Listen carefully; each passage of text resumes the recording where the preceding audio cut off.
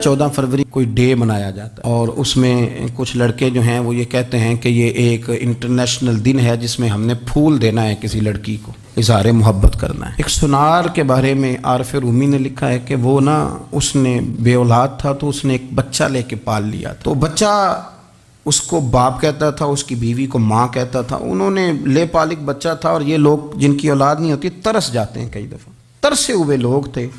बच्चे को ले लिया, पाला, वो बच्चे ने भी हद कर दी फर्मा बरदारी की। अब वो जवान हो गया और बड़ा खूबसूरत जवान हुआ। वो सुनार कहता है कि सारी ज़िंदगी मैंने सफाई में नेकी में गुजार दी। एक दिन दुकान के पे एक औरत आई तो वो कहने लगी ये चूड़ियाँ मुझे खुद से आप पहना दें। वो कहता है मैंने जब उसका हाथ पकड़ा तो मेरे दिल में गलत ख्याल आ गया, मैंने गलत नज़रिए से उसका हाथ पकड़ा और जब मैंने उसका वो हाथ उस नज़रिए से पकड़ लिया, थाम लिया, बहरहाल वो चली गई, लेकिन वो मेरे जहन के अंदर नापाकी आ गई। तो मैं घर गया तो मेरी बीवी बाहर खड़ी थी और रो रही थी, तड़प रही थी। मैंने उसे कहा क्या हुआ, तो वो कहने लगी कि बच्चा सारी ज़िंदगी फर्मा बरदार रहा, मैंने माँ बन के पाला, पर आज उसने गलत जहन से मेरा हाथ पकड़ लिया है और मैं तड़प गई हूँ, टूट गई हूँ कि ये अगरचे ले पालक था, किसी का था, पर मैंने तो पुत्र समझ के पाला था, ये क्या हुआ। वो कहता मेरी चीख निकल गई तो मैंने उसे कहा कि ये उसकी गलती नहीं, ये मेरी गलती है। मैंने बाहर आज नज़र गंदी की है तो रब ने मुझे सज़ा दी, ये मुझे सज़ा मिली है। तू किसी की बहन को फूल भेजना चाहता है तो अगर उसी रात तेरी बहन को फूल आ गया तो किसी की बेटी पर गंदी नज़र डालता है तो अगर ये तेरे घर में ये कर्ज चुकाना पड़ा। वो एक दोस्त है तो वो पसंद की शादी कर रहा था उसके घर में, तो उसकी बहन ने कहा है उससे, उसकी बहन ने कहा, उसने कहा भाई तू मर्जी की शादी कर रहा है, मेरा अब्बा अपनी पगड़ी तेरे पैरों में रखता है, माँ दुपट्टा रखती है कि बेटे हम तबाह हो जाएंगे ना कर, और आज अगर तेरा ये हाल है तो फिर मुझे भी इजाज़त दे, मैं भी मर्जी की शादी करूँ। तो वो कांप गया बुरी तरह से। वो कहता है ये तू क्या कह रही है। उसने कहा तू तेरे लिए अगर ये जायज़ है तो मेरे लिए कैसे मना हो गया। तो ये कोई मुहज़्ज़ब कौमें नहीं जो ऐसे करती हैं, ये कोई तालीम याफ्ता होने की या गोरा चिट्टा होने की अलामत है। क्या आप किसी को फूल भेजेंगे, शर्म नहीं आती। मुहज़्ज़ब कौम और शरीफ लोग कौन होते हैं। मेरे नबी करीम अलैहिस्सलाम ने फरमाया अल हयाउ मिनल ईमान, हया तो ईमान का हिस्सा है। अगर तेरी नज़र ज़्यादा झुकी हुई है तो ज़्यादा हया वाला है। इसलिए ये कोई गंदमंद किसी जगह भी किसी शख्स को करने की इजाज़त नहीं, वरना याद रखें इसलिए कि जब आपके घर में बहू बेटियां हैं, बहनें हैं, फिर भी आप ये ज़ौक़ बनाएं तो फिर पता नहीं क्या सोचती है दुनिया, कहाँ रुकेंगे। इसलिए ये सारी रसूमात उन लोगों की हैं जो बेहयाई को प्रमोट करते हैं और फिर तरह तरह के वायरस उनकी ज़िंदगियों में आते हैं, फिर उनकी लाशों से ताफुन निकलता है, ताफुन, और फिर ये हाल होता है कि वो दफनाने के नहीं जलाए जाने के काबिल हो। अल्लाह से डरे, अल्लाह हमारे हाल पे रहम फरमाए। इसलिए कोई इंसान जो होता है वो खारजी असर ज़रूर कबूल करता है। और अब चूँकि ज़माना है प्रिंट मीडिया का, इलेक्ट्रॉनिक मीडिया का, सोशल मीडिया का, तो किसी कोने में कोई ख़बर होती है तो वो फैल जाती है। चीज़ों के अच्छे असरात भी होते हैं और बहुत ज़्यादा बुरे असरात भी होते हैं। हमारी औरतें घरों के अंदर बैठी थीं, बहुत सारी चीज़ों से आगाह नहीं होती थीं। अब वो घर के अंदर मौजूद हैं तो बहुत सारी चीज़ें घर के अंदर मीडिया के ज़रिए उन तक भी पहुंच जाती हैं। खैर की चीज़ें पहुंचना बड़ा अच्छा है, बड़ा मुबारक है, उससे बेहतरी पैदा होती है। लेकिन जब शर फैलता है ना, शरारत की जाती है, तो औरत चूँकि अपनी अक्ल के लिहाज से उतनी मजबूत नहीं होती जितना कि मर्द होता है, और जहन के लिहाज से उतनी पुख्ता नहीं होती जितना कि एक मर्द होता है। तो बेचारी उसका जब असर कबूल करती है तो वसवसों का शिकार होती है। और फिर जिस तरह आजकल जदीद ख़वातीन जिद्दत का लेबल लगा के सोसाइटी में आई हैं, कहती हैं हमने सियासी, समाजी, फलाही, मुल्की, इन सब मामलात के अंदर पूरा किरदार अदा करना है, तो वो चूँकि एक हसीन नारा लेके आती हैं तो हमारी बेटियां, बच्चियां, बहनें, माएँ बाज़ौक़ात हालात के जबर की वजह से, बाज़ौक़ात वसवसों की कसरत की वजह से वो किसी न किसी तौर पर इस तकलीफ़ का शिकार हो जाती हैं और शैतान उन्हें अपनी लपेट में लेता है। करने का काम ये है कि औरतों को बताया जाए कि तुम्हारा असल सबक है क्या, تمہارا دین کے اندر کردار کیا ہے، تمہاری فضیلت کیا ہے، حقوق کیا ہیں، تمہیں کتنا نوازا گیا ہے، اور تمہارا کردار بڑا شاندار رہا، عورتوں کا بڑا تابناک اور خوبصورت کردار رہا ہے دین کے لیے ہمیشہ۔ بلکہ جتنے لوگ دین کے لیے تیار ہوئے، عالم ہوں، مجاہد ہوں، غازی ہوں، استاد ہوں، حافظ ہوں، ان سب کو تیار کرنے والی مائیں ہیں، اور وہ پوری جد و جہد کے ساتھ بھیجتی، تیار کرتی، محنت کرتی۔ انہوں نے ان کی تیاری میں بھی اور آبیاری میں بھی خوب کردار ادا کیا۔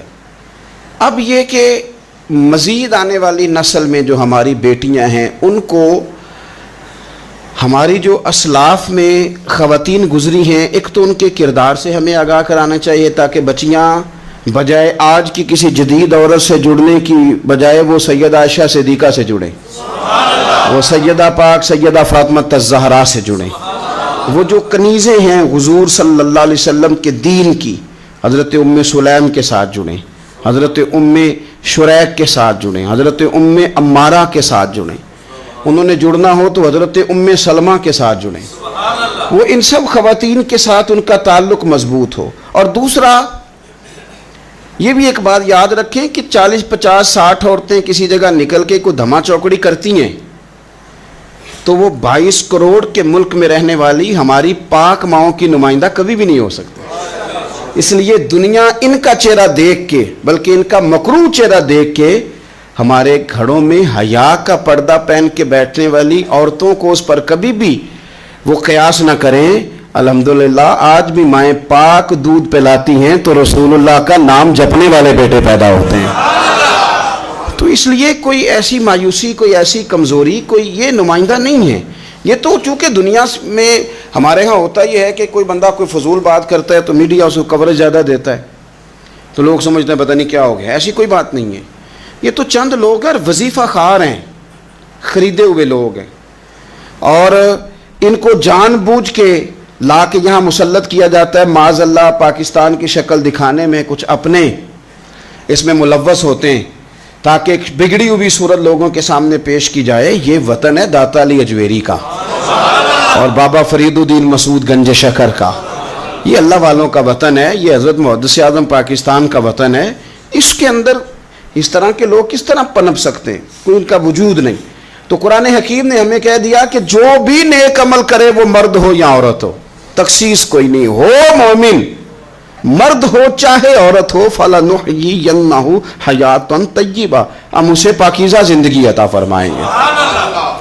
اللہ کے پیارے رسول صلی اللہ تعالی علیہ وسلم نے ارشاد فرمایا، حضور علیہ السلام ارشاد فرماتے ہیں کہ مختصر سی بات ہے، مسند امام احمد بن حنبل میں، انسان کے لیے جنت میں چلے جانا نا بہت بڑی کامیابی ہے۔ کیوں؟ اس لیے کہ اللہ کا دیدار بھی جنت میں اور مدینے والے محبوب کا قرب بھی جنت میں نصیب ہوگا۔ رسول کائنات علیہ السلام کے قرب میں بھی جگہ وہیں جنت میں ملے گی، وہیں سب اللہ والوں کی زیارت ہے، وہیں سب کے لیے انعامات ہے، وہیں سب کا بسیرا ہے۔ قرآن مجید نے کہا اصحاب الجنتی هم الفائزون، اصحاب الجنتی هم الفائزون، یہ جو جنتی ہیں یہ کامیاب لوگ ہیں۔ تو نبی پاک صلی اللہ علیہ وسلم نے مختصر بات ارشاد فرمائی مسند امام احمد بن حنبل میں، حضور فرمانے لگے عورت 5 نمازیں پڑھے، اپنے روزوں کی حفاظت کرے، یعنی رمضان کے روزے رکھے، فرمایا اپنے خامند کی اطاعت کرے، نماز روزے کی پابندی کرے، خامند کی اطاعت کرے اور اپنی شرمگاہ کی حفاظت کرے، تو حضور فرماتے ہیں پھر قیامت والے دن نہ اس کے لیے جنت کھول دی جائے گی، وہ جس دروازے سے چاہے جنت میں داخل ہو جائے۔ پھر کھول دیا اللہ تعالیٰ نے اس کے لیے۔ 2 ہی باتیں، ایک یہ کہ نماز روزے کا خیال کرے، خامد کی اطاعت کرے، شرمگاہ کی حفاظت کرے، تو جنت کے جس دروازے سے وہ چاہے گی نا اس کو داخلہ دے دیا جائے گا۔ تو عورتوں نے بڑے مضبوط ایمان کا مظاہرہ کیا ہے، مضبوط ایمان کا۔ پہلی مثال دیتا ہوں جناب ہاجرہ کی۔ حضرت ہاجرہ رضی اللہ تعالی عنہا حضرت اسماعیل علیہ السلام کی والدہ ہیں، جناب ابراہیم خلیل اللہ علیہ السلام کی اہلیہ ہیں۔ میں نے پہلے بھی ایک دفعہ کہا تھا، پھر کہتا ہوں کہ آج کل نا کاکروچ دیکھ کے، چھپکلی دیکھ کے چیخ مارنا یہ خوف نہیں، یہ فیشن ہے۔ اسے پتہ چلتا ہے کہ یہ برگر فیملی ہے، اسے پتہ چلتا ہے یہ امیر لوگ ہیں، یعنی کاکروچ کھا جاتا ہے کہ چھپکلی کھا جاتی ہے، لیکن یہ نا جی وہ جی ہمارا بچہ چیخ مارتا ہے اس کو دیکھ کے، کیا مطلب ہے بڑا پڑھا لکھا ہے جی، بڑی سوبر فیملی. یہ پڑھے لکھے نہیں، یہ بزدل ہونے کی علامت. کمزور پڑھنا، ڈرنا، خوف کھانا، اللہ تبارک و تعالیٰ پر ایمان رکھتے ہوئے توکل میں کمزوری کرنا، معاذ اللہ. مسلمان کا تو یہ نظریہ نہیں نہ ہوتا. اور مسلمان عورتوں کا ہر وقت رونا کہ نصیب پتہ نہیں کیسے ہوں گے، پتہ نہیں کیا بنے گا، میرا تو کچھ بان ہی نہیں رہا. جب بات کرنا رو کے کرنا، جب سنانا دکھ ہی سنانا. یہی حال ماں کا ہے، یہی بہن کا ہے، یہی بیٹی کا ہے، الا ماشاءاللہ کچھ اچھی بھی ہے. تو اس قدر زیادہ کمزور نظریات مسلمان عورتوں کے نہیں ہوتے. اور پھر ساری زندگی اگر یاد کرنا ہے تو دکھ یاد کرنا ہے، سکھ نہیں یاد کرنا. زندگی کے اندر جہاں کسی جگہ آزمائش آئی اس کا ذکر روز کرنا ہے، اور جو آسانی آئی ان کو بھول جانا ہے. حضرت ہاجرہ کو جناب ابراہیم خلیل اللہ علیہ السلام چھوٹا سا بیٹا دے کے وادی غیر ذی زرعین میں چھوڑ آئے. اتنی سی کھجوریں، ایک مشکیزہ پانی کا. اس خاتون کو وہاں کھڑا کیا، دور دور تک آبادی کوئی نہیں، جنگل کا سما ہے، پرندے تک آ کے نہیں چہکتے، کوئی چیز نہیں دنیا کی. لیکن ایمان اس کو کہتے ہیں، طاقت اس کو کہتے ہیں. کلمہ پڑھنے کے بعد کھڑا رہنا اور اپنے توکل کو مضبوط رکھنا اس کو کہتے ہیں. حضرت ابراہیم واپس لوٹ رہے تھے تو جناب ہاجرہ نے ایک سوال پوچھا، بس ایک. جناب ہاجرہ عرض کرتی ہیں اللہ کے خلیل، یہ اپنی مرضی سے چھوڑ کے جا رہے ہو کہ رب کا حکم ہے؟ میرے مالک کی میرے بارے میں یہی فیصلہ ہے، یہی رضا ہے، یا آپ اپنی مرضی سے چھوڑ کے جا رہے ہیں؟ تو جناب خلیل علیہ السلام فرمانے لگے ہاجرہ نہیں، یہ رب کا فیصلہ ہے، یہ اللہ کی رضا ہے. تو آپ کو بخاری میں یہ لفظ ملیں گے. جناب ہاجرہ کہنے لگی پھر آپ فکر نہ کریں، اگر رب کا یہ حکم ہے تو پھر میرا رب ہمیں کبھی بھی ضائع نہیں کرے گا. یہ مضبوطی ایمان کی، یہ مضبوطی، رب پھر ہمیں کبھی ضائع. او میرے ملت کی بیٹیوں اور بہنوں، ساری امیدیں خامن سے کیوں لگاتی ہو؟ ساری امیدیں بیٹے اور بھائی سے کیوں لگاتی ہو؟ ساری امیدیں دنیا سے کیوں لگاتی ہو؟ اس طرح کرو، اپنی ساری امیدیں اپنے رب کے ساتھ وابستہ کرو. رب کی رضا پہ، رب کے فیصلوں پہ راضی رہنا سیکھو. اگر تم یہاں ٹھہر گئی نا تو تمہارے پھر آنسو بہیں گے ضرور پر اللہ کی بارگاہ میں، پھر تمہاری دعائیں کے لیے ہاتھ اٹھیں گے ضرور پر اس کا کرم طلب کریں، پھر کمزور باتیں نہیں کرو گے. جس طرح ایمان عورتوں کا مضبوط تھا، اسی طرح ہماری جو اسلاف میں خواتین گزری ہیں، صحابیات، ان کا نا تبلیغ کا جذبہ بھی بڑا مضبوط تھا، بڑا مضبوط تبلیغ کا جذبہ. حضرت ام شریک رضی اللہ تعالی عنہ قبیلہ بنو عامر سے تعلق رکھتی تھی، پر مکے میں آئی ہوئی تھی. گھر گھر جا کے رسول اللہ کا دین بتاتی. ان دنوں میں نہیں جن دنوں میں پھول پھینکے جاتے ہیں تبلیغ کرنے والوں پر، جن دنوں میں نعرے لگتے ہیں ان دنوں میں نہیں، ان دنوں میں جب چھپ چھپ کے لوگ دین کی بات کرتے تھے. حضرت زید بن ارقم رضی اللہ تعالیٰ عنہ کے گھر میں لوگ بیٹھ کے دین سیکھتے تھے. یہ خاتون، مجھے آج کہہ لینے دیں یار، مجھے کہہ لینے دیں، ووٹوں کی ضرورت ہو تو عورتیں گھر گھر چلی جاتی ہیں. ایک سیٹ کی ضرورت ہو تو بیویوں کو گھر گھر بھیج لیا جاتا ہے.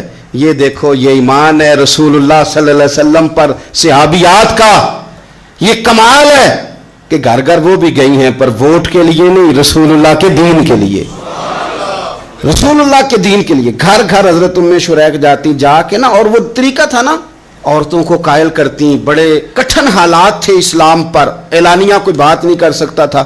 حضرت ام شریک کہتی ہے میں عورتوں کو بلاتی، کہتی میری بات سنو. جب وہ قریب آتی تو میں نے نبی پاک کا دین بتاتی، سائیڈ پہ کر کے کونے میں نہ تھوڑا تھوڑا، او یار آپ ذرا اس کا لطف تو لیں، اس کا ذائقہ تو دیکھیں. حضرت ام شریک کہتی ہے میں گھر گھر جاتی بتاتی.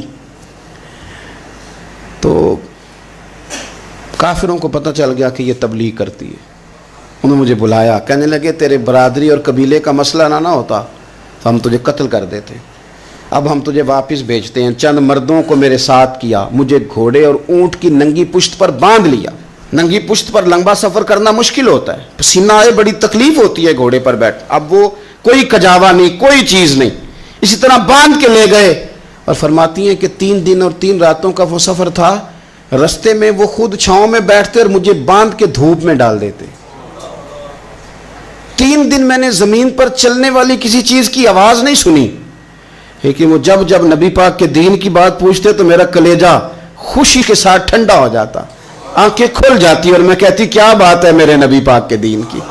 اس کیفیت میں بھی وہ تبلیغ کی لذت اپنی جگہ موجود. حضرت ام شریک رضی اللہ تعالیٰ عنہ فرماتی ہے ایک جگہ انہوں نے مجھے لٹا دیا باندھ کر, پیاس بڑی شدید تھی, پانی پینے کو دیتے نہیں تھے, روٹی کھانے کو. یہ ایک عورت کی بات کر رہا ہوں, یہ خاتون کی بات کر رہا ہوں. آج کل تو ہمارے بچے شام کو سالن ٹھیک نہ پکا ہو تو موبائل توڑ دیتے ہیں. یہ قوم نہیں میدانوں میں جا سکتی, جہاد نہیں کر سکتی. خاتون کہتی ہے کہ شدید پیاس تھی اور مجھے باندھ کے لٹایا ہوا تھا. مجھے جب تکلیف بڑھ گئی تو اچانک میں نے دیکھا پانی کا ایک ڈول برآمد ہوا ہے. میں نے اس سے تھوڑا سا پی لیا, پر طلب ابھی باقی تھی. وہ پھر آ گیا برتن, میں نے پھر پیا.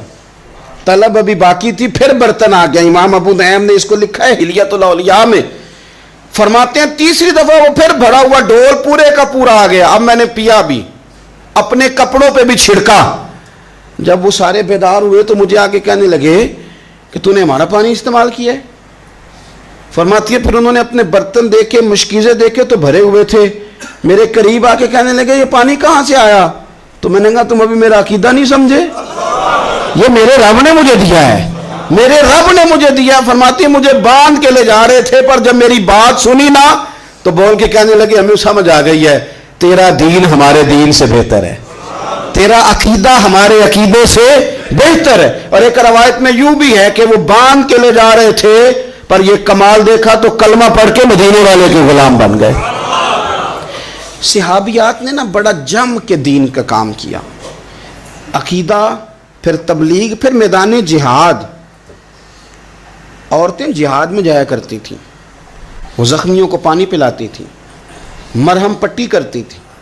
پہلے اپنے جسم کے ساتھ بڑی بڑی پٹیاں لپیٹ کے لے جاتی, جہاں کسی زخمی کو ضرورت ہوتی وہ پٹیاں کرتی. اور اعصابی طور پر مضبوط رہ کے میدان کے اندر جہاد وہ بندہ کرتا ہے جو یقین کامل کی دولت جسے نصیب ہو, جسے پتہ ہو کہ یہ میں مروں گا تو میرا مرنا رائے گا نہیں, اللہ مجھے شہادت کا درجہ عطا فرمائے گا. لیکن اگر یہیں سے بندہ اپنے آپ کو مطمئن نہ کر سکے تو میدان میں جائے گا. یقین کامل ہو, اگر ہو یقین کامل پیدا تو پھر کٹ جاتی ہیں زنجیریں, پھر انسان آگے مضبوطی سے آگے بڑھتا ہے. نبی پاک صلی اللہ علیہ وسلم جب جہاد کے لیے تشریف لے جاتے نا تو عورتوں پر کسی نہ کسی شخص کو نمائندہ بنا کے چھوڑ کے جاتے تھے. ایک دفعہ مولا علی شیر خدا کو بھی چھوڑ کے گئے, حضرت عبداللہ ابن مختوم رضی اللہ تعالیٰ عنہ کو بھی ایک دفعہ چھوڑ کے گئے. ایک موقع پر نا حضور نے عورتوں کو ایک جگہ پہ چھوڑا پیچھے, تو وہ قلعہ تھا حضرت حسان بن ثابت رضی اللہ تعالیٰ عنہ, بڑا مضبوط قلعہ تھا. اس قلعے کے اندر خواتین ساری محفوظ کر کے ان کو وہاں بٹھا دیا گیا. حضور جہاد کے لیے چلے گئے. اب وہاں قلعے میں عورتوں کو اس لیے رکھا گیا تھا کہ یہاں یہودی بھی ہیں, تو ایسا نہ ہو کہ ہم باہر لڑیں تو وہ اندر سے کوئی شرارت کر دیں, لہٰذا عورتیں محفوظ رہیں. حضرت حسان بن ثابت رضی اللہ تعالیٰ عنہ کی ڈیوٹی تھی تلوار لے کے حفاظت کرنے کی, تو ایک یہودی آ گیا. وہ اب ٹو کرنے لگا, تجسس کرنے لگا کہ یہاں عورتیں ہیں تو کوئی مرد بھی ہے کہ نہیں, دائیں بائیں دیکھنے لگا. حضرت صفیہ رضی اللہ تعالیٰ عنہ نے توجہ کی, اور جناب حسان بن ثابت سے کہنے لے 1 منٹ لگا اس کی گردن مار دے, ایسا نہ ہو کہ یہ جا کے بتا دے, گردن اڑا دے. حضرت حسان بن ثابت ذرا تھوڑی کوشش کرنے لگے, ارادہ کرنے لگے, آگے بڑھنے لگے, تو ابھی وہ تیاری میں ہی تھے تو حضرت صفیہ رضی اللہ تعالیٰ عنہ خود نکلی پیچھے سے ہو کے, ذرا سا ایک ستون کے پیچھے چھپی, ہاتھ میں بڑا سا ڈنڈا پکڑا. وہ آپ کے قریب سے گزرنے لگا. تو یہ خاتون کی بات کر رہا ہوں, خاتون کی. کسی مرد کی ضرورت ہے عورت کو تنگ کر جائے؟ شرط یہ ہے کہ عورت کے اندر بھی تو غیرت ایمانی ہو نا, اس کے اندر بھی تو وہ قوت ہو نا. ایسا نہ ہو کہ وہ کمزور پڑ جائے. ہاتھ کے اندر ڈنڈا تھا, جب وہ یہودی پاس سے گزرنے لگا تو اللہ اکبر کہہ کے بی بی نے اتنے زور سے مارا ڈنڈا, حضور کی پپھو نے ایک ہی ڈنڈا کھایا اور وہ زمین پہ ڈھیر ہو گیا. حضرت صفیہ نکلی اور جناب حسان بن ثابت سے کہنے لگی مجھے آتی ہے شرم, کیونکہ جب کسی کو مار دیا جائے تو اس کا مال مال غنیمت ہے نا کافر کا, اب اس کی زرہ اتارنی ہے, اس کی تلوار لینی ہے. فرمایا مجھے شرم آتی ہے, وہ مرد ہے, اس طرح کرو مار میں نے دیا, سامان تم اتار کے لے آؤ. یہ قوت تھی مسلمان عورتوں کے اندر, یہ شوق تھا, یہ جذبہ تھا. ہمارے ہاں نا وہ روز روز کی کمزوریاں, عورتوں کا روز آنسو بہانا اور جہاں بھی سنانا دھوکھی سنانا, اس نے انہیں کمزور کر دیا. آپ کے ذہن پہ چیزیں سوار ہو جاتی ہیں نا. تو یہ جو مرد زیادہ رہتے ہیں نا عورتوں کے ساتھ، زیادہ وقت گزارتے ہیں، زیادہ داستانیں سنتے ہیں، ان میں وہ ساری چیزیں پیدا ہو جاتی ہیں. آپ نے ناراض نہیں ہونا، میں دعوے سے کہتا ہوں کہ جو جوان اپنی اماں کے اور ابا کے شکوے کرنے لگ جاتا ہے نا، اس نے 1.5 گھنٹہ باتیں سنی ہیں بی بی کی، ایسے مفت میں نہیں شکوے کر رہا، اس نے ہلکا ہلکا کہیں جی بھی کیا ہے. تو تب یہ ساری کہانیوں نے جنم لیا. آپ جس کی صحبت میں بیٹھیں گے اس کا کچھ نہ کچھ اثر ہے. بلکہ عارف رومی تو کہتے ہیں کہ شیر کے بچے کو بکریوں میں چھوڑ دو، بکری بن جائے گا. شیر کے بچے کو بکریوں میں چھوڑو، وہ بکری ہے. اس لیے کہ شیروں کی صحبت بندے کو شیر بناتی ہے. تو جب بیٹھنا ہی نہیں ہے، باتیں ہی سارا دن یہ والی سننی ہے، ہر وقت رہنا ہی اسی داستان میں، پھر کمزور باتیں، پھر اپنے ماضی کے دکھ، پھر پتہ نہیں کیا. آپ نے ناراض نہیں ہونا، میں بعض جوانوں کی باتیں سن کے میرا دل کرتا ہے کہ اسے کہوں یار تو کیا بات کر رہا ہے، اپنا قد دیکھ، تو اپنی عمر دیکھ، رب نے تجھے مرد بنایا ہے، تو کمال آدمی ہے، تو کھڑا ہو. اگر اس طرح امت مسلمہ کے نوجوان رہیں گے تو میدانوں میں کس سے نکلنا ہے؟ بات بات پہ رو جانا، بات بات پہ سہم جانا. حالات کے سہمے ہوئے لوگوں کو بتا دو حالات بدل جاتے ہیں، ایک جیسے نہیں رہتے. آپ کی طبیعت میں دلیری اور وقار ہونا چاہیے. حضرت اسماء بنت ابی بکر صدیق، حضرت صدیق اکبر رضی اللہ تعالی عنہ کی وہ صاحبزادیاں جو حضرت عائشہ کی بڑی ہمشیرہ ہیں. رات کو غار ثور میں مرد جاتے ڈرتے ہیں، آج بھی ڈرتے ہیں. اور جناب اسماء نبی پاک کی روٹی لے کے جایا کرتی تھی. پھر اللہ نے ان کو بیٹا دیا، حضرت عبداللہ بن زبیر، یہ حضور کی پھپھی کے نواسے ہیں. حضرت زبیر بن عوام عشرہ مبشرہ صحابی ہیں، ان کے بیٹے ہیں. اور یہ وہ خوش بخت جوان ہے جس کو گٹی نبی پاک نے اپنے لعاب دہن سے عطا فرمائی. یزیدی فوجوں کے خلاف امام حسین کے بعد جو آدمی باقاعدہ مرتب فوج کے ساتھ میدان میں آئے وہ حضرت عبداللہ ابن زبیر ہیں. مرتب کر کے اپنا لشکر لے کے نکلے. حضرت اسماء بوڑھی ہو گئی تھی، 90 سال عمر تھی، نظر نہیں آتا تھا. حضرت عبداللہ ابن زبیر جب لڑے یزیدی فوجوں کے خلاف تو کچھ ساتھی شہید ہو گئے، کچھ کے قدم پیچھے ہٹ گئے. حضرت عبداللہ ابن زبیر ماں کے پاس آئے اور ماں سے آ کے کہتے ہیں اماں میرے کچھ ساتھی کمزور پڑ گئے، کچھ شہید ہو گئے، اور یہ بڑے سخت لوگوں کی فوج سے ہمارا مقابلہ ہے. تو اس وقت تیرے ساتھ کوئی خدمت گزار نہیں، میں تیرا اکیلا سہارا ہوں. ماں تو بتا میں کیا کروں، آگے جاؤں کہ واپس مڑوں. نابینا ہیں حضرت اسماء، عمر ہے 90 سال. بیٹے کی پشت پہ ہاتھ رکھ کے کہتی ہیں پتر پہلے یہ بتا کہ تو حق پہ ہے کہ نہیں، تو حق پہ ہے کہ نہیں. ان ماں کی گود میں اسلام پلا کرتا تھا، حق پہ ہے کہ نہیں. تو حضرت عبداللہ ابن زبیر کہنے لگے اماں میں حق میں ہوں. تو حضرت اسماء کہنے لگے پتر پھر میدان میں جا، اور میرا پتر ایک میرے ساتھ وعدہ کر، کوئی بھی تیر پشت پہ نہ کھانا، سارے سینے پہ کھا کے آنا. حضرت عبداللہ ابن زبیر عرض کرنے لگے اماں یہ بڑے ظالم قسم کے دشمن ہیں، یہ آنکھیں نکال دیتے ہیں، ہونٹ کاٹ دیتے ہیں، جسم کے ٹکڑے ٹکڑے کرتے، تو سہ لے گی؟ کیا جواب ہے، کیا طاقت ہے، کیا ہمت ہے. حضرت اسماء فرمانے لگی پتر بکرے کو نہ صرف ذبح ہوتے وقت تکلیف ہوتی ہے، کھال اترتے وقت کوئی تکلیف نہیں ہوتی. جا میرا بیٹا میدان میں. حضرت عبداللہ ابن زبیر شہید کر دیے گئے. ان کی لاش مبارک مکہ مکرمہ کے چوک میں جنت المعلیٰ کے پاس لٹکا دی گئی. حجاج بن یوسف نے حضرت اسماء کو بلایا اور بلا کے کہنے لگا تجھے پتہ ہے تیرا بیٹا لٹکا ہوا ہے؟ فرمانے لگی ہاں مجھے پتہ ہے، یہ بچپن سے ہی شاہ سوار ہے، یہ گھوڑوں پہ رہنا ہی پسند کرتا تھا. اور پھر کیا جملہ کہا. حجاج کے لوگ کہتے ہیں یہ فوجوں میں اور تلواروں کی جھنکار میں کبھی نہیں کانپا تھا، پر حضرت اسماء جو نابینا ہیں ان کے جملوں نے نرزہ طاری کر دیا.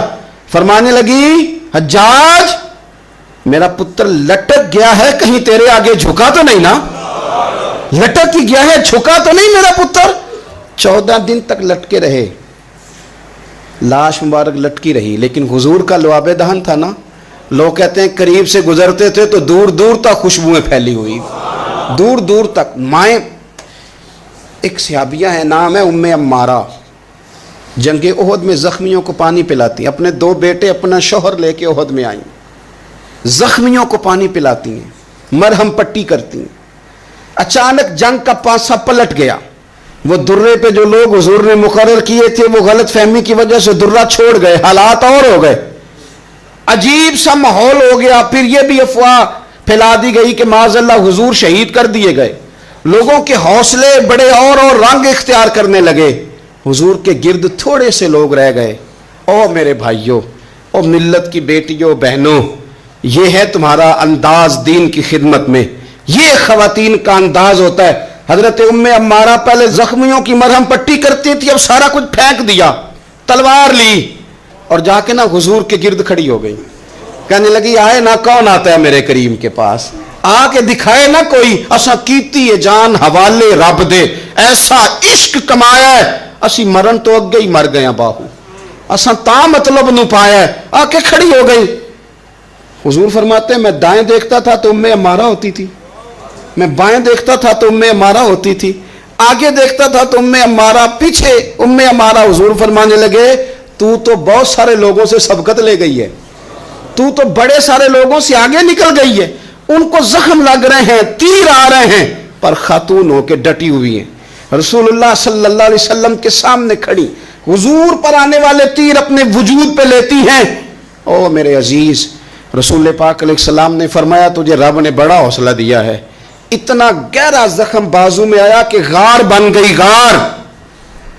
اللہ کے پیارے محبوب نے نظر کرم فرمائی، حضور نے فرمایا کچھ مانگ لے، کہنے لگی سونیا اگر میری خدمت قبول ہے تو دعا کر دیں اللہ قیامت کے دن بھی آپ سے دور نہ کرے، رب دور نہ کرے۔ حضور نے دعا کر دی، اے اللہ اس کو اور اس کے خاندان کو قیامت میں بھی میری رفاقت دینا۔ حضور کی دعا سنی تو باہر نکلی، فرمانے لگی لوگوں لو پھر میں نے اپنا مقصد پا لیا ہے، میں کامیاب ہو گئی ہوں، اب دنیا کی کوئی مصیبت بھی میرے اوپر آئے تو مجھے کوئی پرواہ نہیں، اس لیے کہ مدینے والے نے یہاں بھی کرم فرما دیا ہے، وہاں بھی کرم فرما دیا ہے۔ یہ طاقتیں تھیں ان خواتین کے۔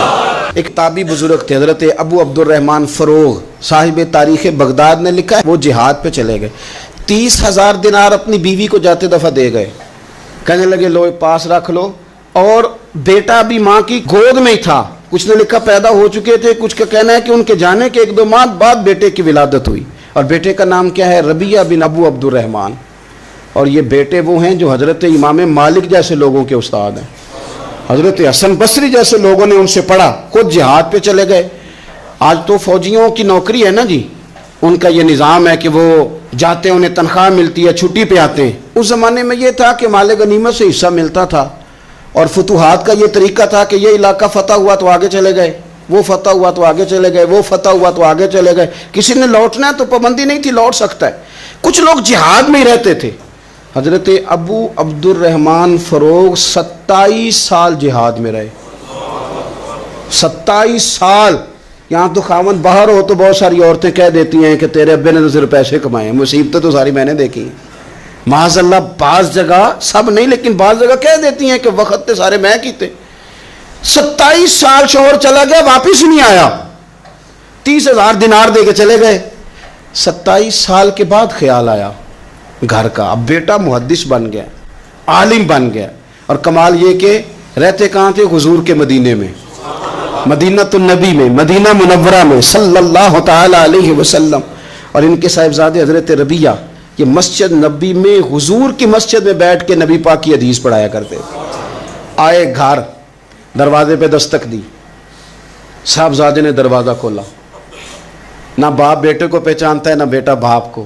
جناب ابو عبد الرحمن اندر داخل ہونے لگے تو صاحبزادے نے کہا بوڑھے میاں میرے گھر میں بغیر اجازت کے کیوں داخل ہو رہے ہیں؟ تو وہ کہنے لگے تو بتا، تو نے میرے گھر پہ قبضہ کیوں کر رکھا ہے؟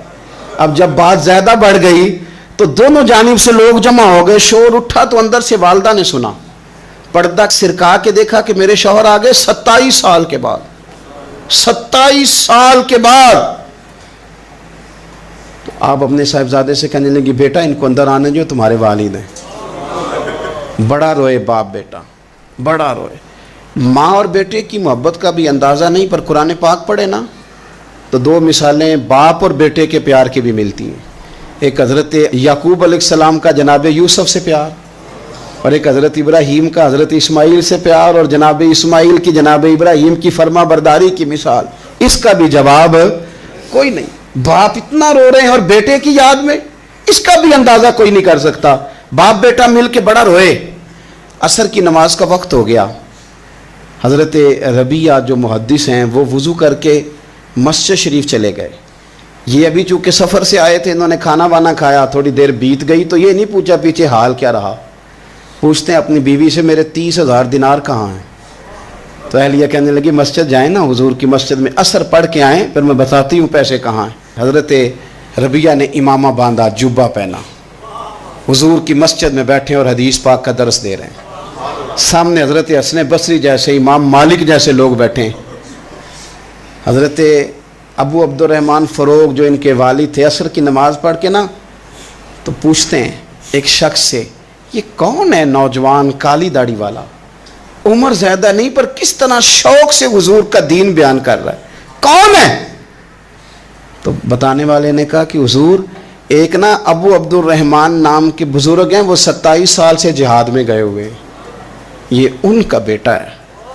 یہ سنا کہ میرا پتر اتنا بڑا عالم، چھم چھم آنسو بہے، داڑھی بھر گئی آنسو، حضور کی مسجد میں تشکر کے آنسو، خوب روئے. اٹھے گھر گئے اور جب آنسوؤں بھرا چہرہ لے کے گھر آئے تو اماں ساری بات ہی سمجھ گئی. کہنے لگی دیکھا ہے وہ بیٹے کو حدیث پڑھاتے، اب پتہ چلا میں نے آپ کے 30,000 دینار کہاں خرچ کیے، میں نے آپ کا پیسہ ضائع تو نہیں کیا. تو حضرت ابو عبد الرحمن فروغ فرمانے لگے رب تجھے صلہ دے اور میری طرف سے بھی دے، تو نے تو کمال کر دیا ہے. حدیث تیرا بیٹا پڑھا رہا تھا اور قد میرا اونچا ہوتا جا رہا تھا، سبق تیرا بیٹا دے رہا تھا اور یوں لگ رہا تھا کہ درجے میرے بلند ہو رہے ہیں. تو ماؤں نے کمال کیا، انقلاب کیا، بیٹیوں نے بہنوں نے دین کے لیے ہمیشہ اپنا کردار پیش کیا ہے. لہذا ان چند ایک وظیفہ خار اور ناپاک عزائم والے لوگوں کو سامنے رکھ کے ملت کی بیٹیوں کو قیاس نہ کیا جائے. آخر دعوانا الحمدللہ رب العالمین.